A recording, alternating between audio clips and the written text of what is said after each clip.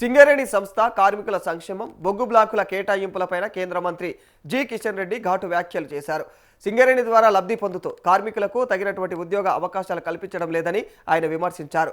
సింగరేణి సంస్థకు రావాల్సినటువంటి 54,000 కోట్ల బకాయిలను వెంటనే చెల్లించాలని డిమాండ్ చేసినటువంటి కిషన్ రెడ్డి రాత్రింబవళ్లు కష్టపడుతున్నటువంటి కార్మికులను అన్ని ప్రభుత్వాలు ఆదుకోవాల్సిన బాధ్యత ఉందన్నారు.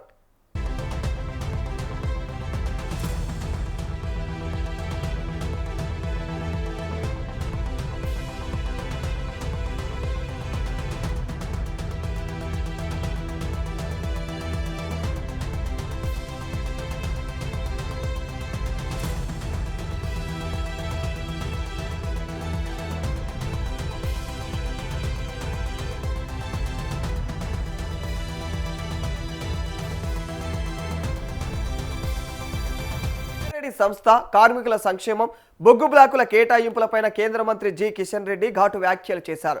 సింగరేణి ద్వారా లబ్ధి పొందుతూ కార్మికులకు తగిన ఉద్యోగ అవకాశాలు కల్పించడం లేదని ఆయన విమర్శించారు.